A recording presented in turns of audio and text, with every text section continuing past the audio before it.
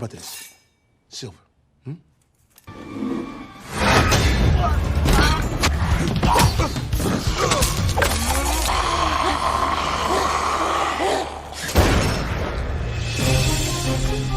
Halo cuy, gimana kabar kalian semua? Semoga tetap setia menonton dan mendengarkan bacotan dari Wak Kancil di channel ini. Die Shift merupakan film yang rilis tahun 2022 dengan genre action yang sedikit dibumbui rasa horor, walaupun sama sekali tidak terasa efek horornya dalam film ini.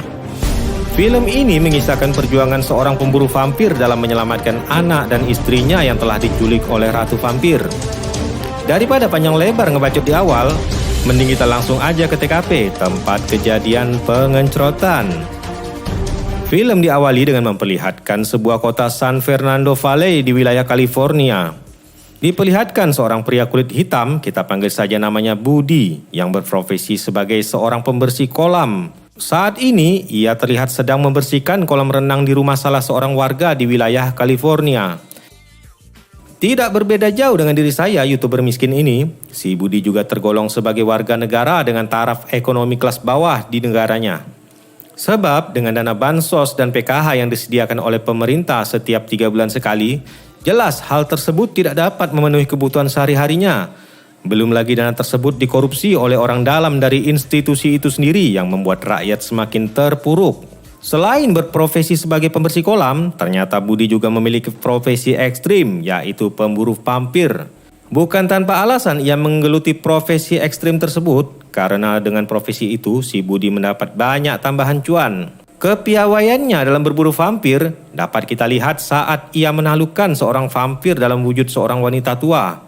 Tak hanya vampir tua tersebut yang berhasil ia taklukkan, namun seorang vampir muda turut meregang nyawa ketika seutas tali yang merupakan senjata rahasianya yang telah ia persiapkan sebelumnya berhasil memotong kepala vampir muda tersebut.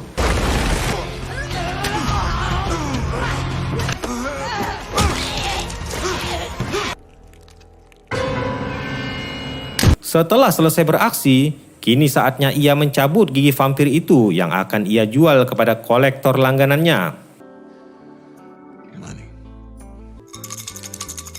Di scene berikutnya, terlihat seorang ratu vampir yang bernama Audrey sedang menyiksa seorang vampir di bawah teriknya sinar matahari.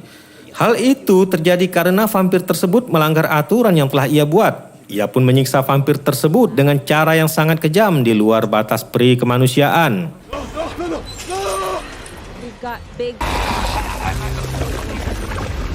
Singkat cerita, Budi yang telah menyelesaikan pekerjaannya pulang ke apartemen kontrakannya. Ia segera mandi dan membersihkan diri menggunakan ramuan rempah yang ia buat sendiri agar vampir tidak dapat melacak lokasi keberadaannya. Usai membersihkan diri, terlihat Budi dengan mobil bututnya menjemput anaknya pulang sekolah. Mereka saling bercanda, terlihat keakraban antara ayah dan anak. Dari momen ini, kita dapat melihat bahwasannya si Budi sangat menyayangi anaknya tersebut.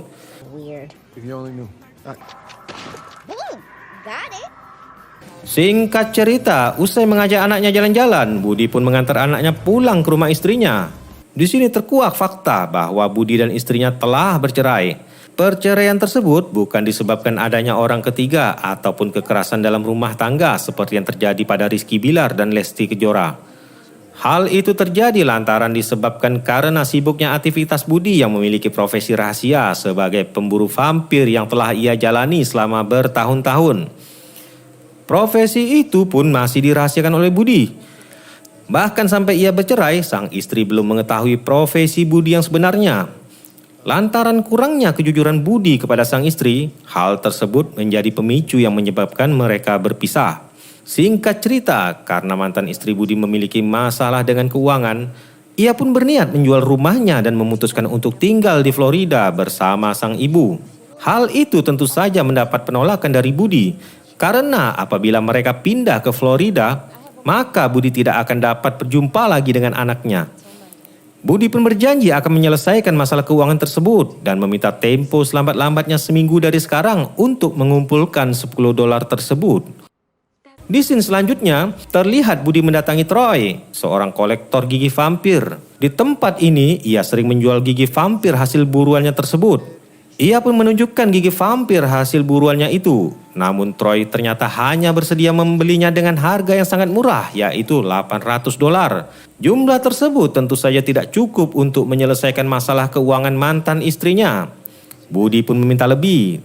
Troy pun berkata, jual aja ke serikat. Budi pun berkata, mana mungkin sebab aku sudah dikeluarkan dari serikat. Perlu kalian ketahui, serikat ini semacam organisasi seperti Continental di film John Wick. Serikat ini beranggotakan para profesional pemburu vampir yang sangat handal, sehingga organisasi ini sangat disegani dan menjadi momok menakutkan bagi para vampir di seluruh dunia. Karena Budi yang sedikit barbar dan kerap melanggar aturan dari serikat dalam setiap aksinya, maka keanggotaannya pun dicopot oleh serikat dengan alasan pelanggaran kode etik. Singkat cerita, Troy bersedia memberi $1.500 kepada Budi apabila Budi mau menjual pistol Snake Eyes kesayangannya beserta sepatu Air Jordan yang sedang ia pakai saat ini. Karena saat ini Budi sedang butuh cuan, maka ia pun melepas 2 benda kesayangannya itu. Di scene selanjutnya, terlihat Ratu Vampir yang sedang mendatangi rumah nenek yang menjadi korban Budi yang kita lihat di awal film tadi. Ternyata nenek ini adalah anak dari Ratu Vampir tersebut. Melihat anaknya tewas dalam kondisi yang sangat mengenaskan, sontak hal tersebut membuat Ratu Vampir marah. Ia pun dengan segera memerintahkan kepada asisten utamanya itu untuk melacak lokasi keberadaan pembunuh anaknya tersebut. Singkat cerita, Budi pun bertemu dengan Big J, teman seperjuangannya di serikat organisasi pemburu vampir. Budi bercerita tentang masalah keuangan yang sedang ia hadapi dan bermaksud untuk meminta bantuan Big J agar keanggotaannya dapat aktif kembali di organisasi serikat pemburu vampir. Big J pun tidak dapat menolak permintaan tersebut karena ia memiliki hutang budi yang belum sempat ia balas. Singkat cerita, mereka berdua pun bergegas masuk ke dalam markas organisasi serikat.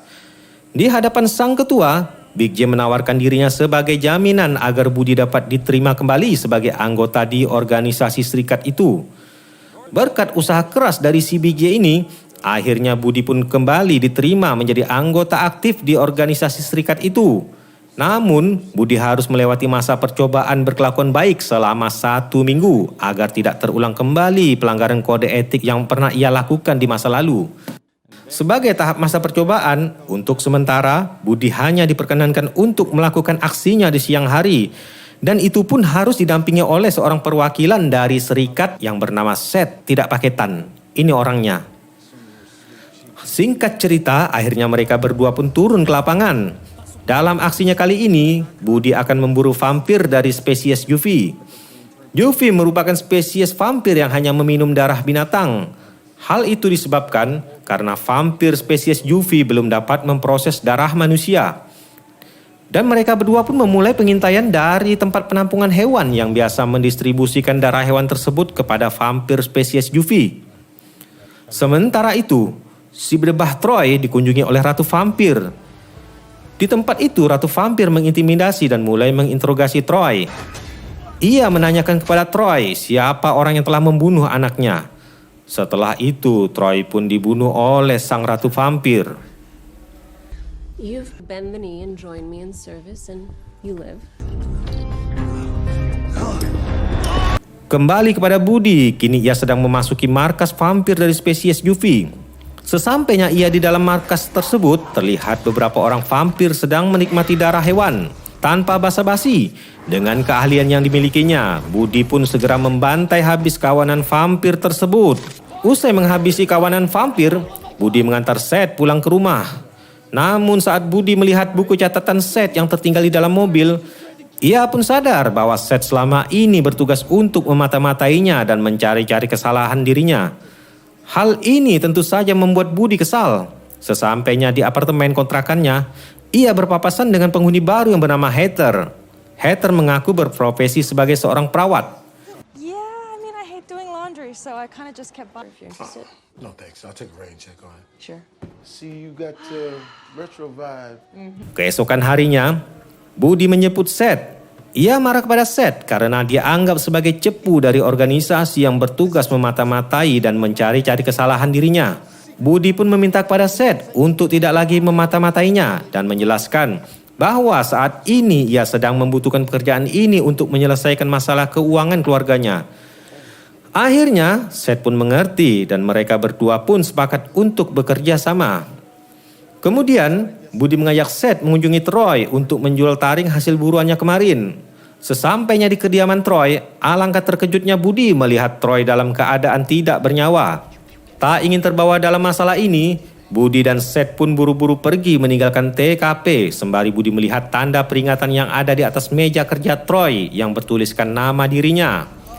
Sesampainya Budi di apartemen, ia pun berjalan menuju kamarnya. Namun sepintas dari balik jendela kamar si penghuni baru yang bernama Heather itu, terlihat Heather sedang berbincang dengan seorang pria kulit hitam yang memiliki ciri-ciri fisik, cacat bagian mata sebelah kanannya. Pria itu tampak sedang membicarakan sesuatu yang serius dengan Heather. Dikarenakan Budi bukan tipe pria kepo seperti kebanyakan pria masa kini yang aktif di medsos dan dunia entertain yang gemar melakukan perbuatan gibah di setiap aktivitasnya, maka Budi dengan santai berlalu tanpa memperdulikan hal tersebut. Keesokan harinya, berbekal informasi dari Big J, Budi dan Seth mendatangi lokasi real estate Valley milik Audrey si Ratu Vampir. Big J berkata, di lokasi real estate tersebut disinyalir terdapat markas kelompok vampir yang jumlahnya lumayan banyak. Di saat mereka sedang mengamati situasi, di persimpangan mereka dihampiri oleh Nazarian bersaudara. Nazarian bersaudara ini adalah adik kakak yang juga merupakan tim pemburu vampir yang cukup profesional. Dan mereka bekerja secara freelance tanpa terikat kepada satu organisasi apapun. Awalnya mereka saling ejek, namun karena mengetahui keahlian yang dimiliki oleh Budi, Nazarian bersaudara pun menawarkan untuk bekerja sama dalam menaklukkan vampir di tempat itu, sehingga akan mempermudah kerja mereka dan cuan yang dihasilkan akan dibagi dua. Mendengar tawaran kerjasama yang saling menguntungkan itu, Budi pun menyetujui tawaran tersebut. Singkat cerita, mereka berempat pun masuk ke markas vampir di wilayah real estate tersebut. Dan tidak menunggu waktu lama, mereka pun segera beraksi menghabisi para vampir yang ada di rumah itu. Usai menghabisi vampir-vampir tersebut, Budi pun teringat ia harus mengantar anaknya pergi ke acara pesta ulang tahun temannya.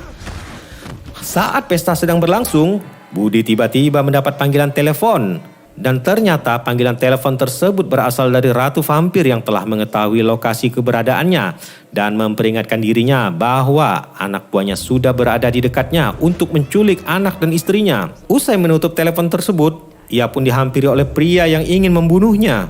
Melihat ciri-ciri pria tersebut, ia pun teringat bahwa pria ini adalah pria yang pernah dilihatnya di kamar apartemennya si Heather beberapa hari yang lalu. Mendapat intimidasi dan ancaman bahaya dari sang Ratu Vampir, Budi pun segera mengamankan dan membawa anaknya pergi. Aksi kejar-kejaran antara Budi dan pengikut Ratu Vampir pun terjadi. Dalam aksi kejar-kejaran tersebut, Budi menyempatkan diri untuk menelpon mantan istrinya. Di telepon tersebut, ia meminta istrinya bergegas mengemasi barang-barang mereka dan memintanya untuk pergi dari tempat tersebut tanpa bisa menjelaskan keadaan yang sebenarnya. Sesampainya Budi di rumah mantan istrinya, betapa terkejutnya ia melihat bahwa sang Ratu Vampir telah menyandra mantan istrinya tersebut. Melihat hal itu, Budi tidak dapat berbuat apa-apa dan ia hanya bisa pasrah saat sang Ratu membawa pergi anak dan istrinya. Budi pun dihajar dan dibuat pingsan oleh anak buah sang Ratu. Come on, bud. Baby, I'll come get you. I'm a fix up. Beberapa saat kemudian, Budi pun sadar dari pingsannya. Bersamaan itu, ia juga melihat Seth yang telah diubah menjadi vampir oleh sang ratu juga telah terbangun. Awalnya, Seth yang belum bisa mengendalikan diri dengan kondisi barunya sebagai seorang vampir berniat memangsa Budi. Namun setelah diberi beberapa pelajaran pendidikan jasmani dan olahraga oleh si Budi, Seth yang pada dasarnya memang seorang pria yang baik hati ini pun akhirnya dapat mengontrol diri dan mereka pun dapat kembali berteman seperti sebelumnya. Budi yang tidak memiliki petunjuk apa-apa tentang keberadaan penculik anak dan istrinya tersebut berinisiatif untuk menggali informasi dari si Heather. Sebab Budi melihat salah satu pelaku itu adalah pria yang tempo hari ia lihat sedang berbincang serius bersama Heather. Dengan alasan itu, Budi berkesimpulan bahwa Heather terlibat dalam masalah ini. Sesampainya Budi di apartemen, ia pun terlibat pertarungan dengan Heather. Heather pun berusaha menjelaskan kepada Budi bahwa ini semua rencana Audrey, sang Ratu Vampir. Ia ingin membalas dendam kepada Budi sebab Budi telah membunuh anaknya, yaitu nenek vampir yang kita lihat di awal film tadi. Dan Heather juga menjelaskan bahwa ia terpaksa memata-matai Budi sebab sang ratu telah mengubah dirinya menjadi seorang vampir. Dan Heather menjelaskan kepada Budi bahwa dirinya bukanlah vampir jahat seperti kelompok pengikut sang ratu vampir. Di scene berikutnya, terlihat sang ratu vampir sedang membawa anak dan mantan istri Budi ke dalam sebuah ruangan rahasia untuk dieksekusi. Di ruangan tersebut, sang ratu vampir berniat untuk mengubah anak si Budi menjadi seorang vampir dan akan menggunakannya untuk membunuh orang tuanya sendiri. Sementara itu, di apartemen kontrakannya, terlihat Budi sedang merencanakan sesuatu. Heather dan Seth pun bersedia membantu si Budi untuk menyelesaikan masalah ini. Dan Heather pun segera membocorkan lokasi markas dari sang ratu vampir tersebut. Singkat cerita, mereka bertiga pun pergi menuju lokasi yang dimaksud. Sesampainya mereka di lokasi tersebut, tanpa basa-basi mereka pun langsung menghabisi para preman penjaga yang ada di tempat itu. Namun karena jumlah mereka terlalu banyak, mereka bertiga pun kewalahan menghadapi para preman tersebut. Di saat mereka bertiga sudah terkepung dan siap akan dihabisi oleh preman penjaga di sana, tiba-tiba Big J pun datang dan menghabisi preman penjaga itu menggunakan senjata laser yang sangat canggih. Berbekal senjata tersebut, Big J dengan mudah dapat menghabisi seluruh preman yang ada di sana kecuali Kang Mus beserta anak buahnya yang telah pensiun dari dunia premanisme. Kini mereka berempat pun menyusuri markas vampir itu untuk mencari lokasi keberadaan anak dan mantan istrinya si Budi. Dan mereka pun membagi tugas mereka masing-masing untuk menghadapi serangan yang datang dari kubu sang ratu vampir. Di markas itu, sepanjang jalan Budi dan teman-teman mendapati banyak serangan dari anak buah sang ratu vampir. Singkat cerita, Budi dan Big J pun bertarung mati-matian menghadapi anak buah sang ratu vampir. Naas bagi Big J, ia terkena gigitan dari salah seorang vampir. Kejadian itu memaksanya untuk melakukan bom bunuh diri bersama para vampir yang ada di tempat tersebut. Dan ia pun bergegas menyuruh Budi untuk terus melanjutkan perjalanan dalam misi penyelamatan anak dan mantan istrinya tersebut.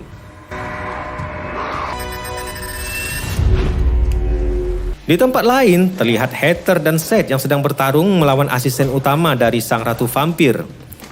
Di scene berikutnya, si Budi pun telah berada di hadapan sang ratu vampir. Mereka berdua pun terlibat pertarungan sengit, namun tidak mudah untuk menumbangkan seorang ratu vampir. Malah terlihat beberapa kali si Budi kewalahan dihajar oleh sang ratu vampir tersebut.